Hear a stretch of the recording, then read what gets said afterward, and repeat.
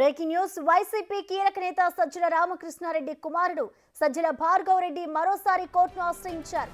Guntur police స్టేషన్లో తనపై నమోదైన కేసులో ముందస్తు బెయిల్ కోరుతూ కోర్టులో పిటిషన్ దాఖలు చేశారు. సీఎం చంద్రబాబు లోకేష్ పై సోషల్ మీడియాలో అసభ్యకర పోస్టులు పెట్టారని ఆయనపై కేసు నమోదైంది.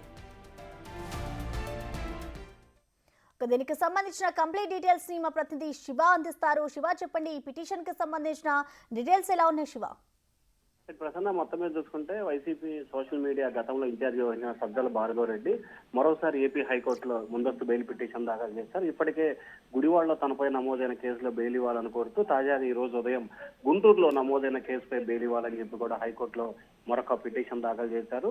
తెలుగుదేశం పార్టీ అధినేత చంద్రబాబు, లోకేష్, అనితపై అసభ్యకరమైన పోస్టులు పెట్టిన కేసులో సజ్జల భార్గవ్ రెడ్డిని కూడా ఏ13గా నిందితుడిగా చేశారు. ఈ కేసులో తనకి ముందస్తు బెయిల్ ఇవ్వాలని చెప్పి కూడా హైకోర్టులో మరొక పిటిషన్ దాఖలు చేశారు. పిటిషన్ విచారించిన ధర్మాసనం విచారణ చేపట్టింది. దీనికి సంబంధించి ఈ రోజు సాయంకాలం విచారణ జరిగే అవకాశం కనిపిస్తా ఉంది. ప్రస్తుతం అయితే శివ, ఈ పిటిషన్ కి సంబంధించి అంటే గతంలో కూడా ఆయన కోర్టుకు వెళ్లారు, ఇప్పుడు మరొకసారి ఆ కోర్టుకు వెళ్లి ఆ పిటిషన్ వేశారు. అంటే ఆ గతంలో పెట్టిన కేసుకు సంబంధించి ఇవాళ వేసే పిటిషన్ కు సంబంధించి విచారణ ఈ రోజు జరుగుతుందా? అంటే ప్రధానంగా చూసుకుంటే ఒకటి గుడివాడకు సంబంధించిన రెండో పట్నం పోలీస్ స్టేషన్ లో నమోదైన కేసుకు సంబంధించి నిన్న సాయంకాలమైన ఏపీ హైకోర్టులో బెయిల్ పిటిషన్ దాఖలు చేశారు.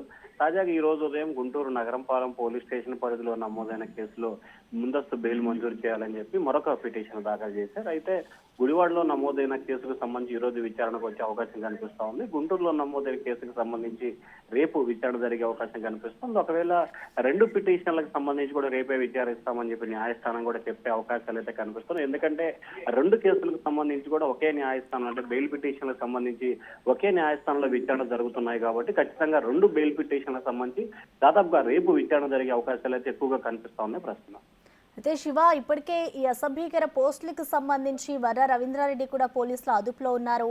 ఆయనని కూడా పోలీసులు విచారిస్తున్నారు. సో ఆయన విచారించిన దాన్ని బట్టే ఈ పిటిషన్ ని విచారిస్తారనుకోవచ్చా? అంటే వర్ర రవీంద్రారెడ్డి ఇష్యూకు సంబంధించి కూడా ఇంకా ఆ కేసులో సజ్జల భార్గవ్ రెడ్డి అయితే ఇంకా బెయిల్ పిటిషన్ దాఖలు చేయలేదు. వర్ర రవీంద్రారెడ్డికి సంబంధించి నమోదైన కేసులు కడప, పులివెందుల, రాజంపేటలో నమోదైన కేసులకు సంబంధించి మాత్రమే వర్ర రవీంద్రారెడ్డి ఇష్యూ జరుగుతుంది.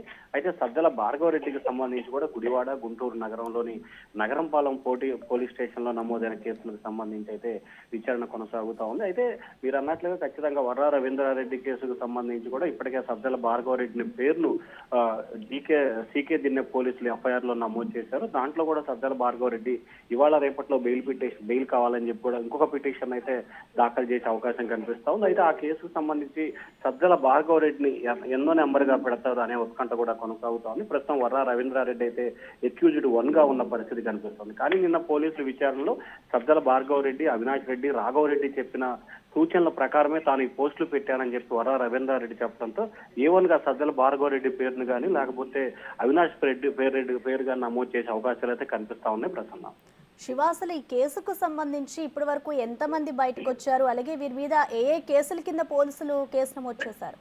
అంటే మొత్తం సోషల్ మీడియాలో అసభ్యకరమైన పోస్టులకు సంబంధించి కూడా సోషల్ మీడియా సెక్షన్లుగానే కేసులు అయితే నమోదవుతున్నాయి. తాజాగా ఏపీ ప్రభుత్వం RNS యాక్ట్ 179 కింద కూడా మరొక కొత్తగా సెక్షన్ ని తీసుకొని వచ్చింది.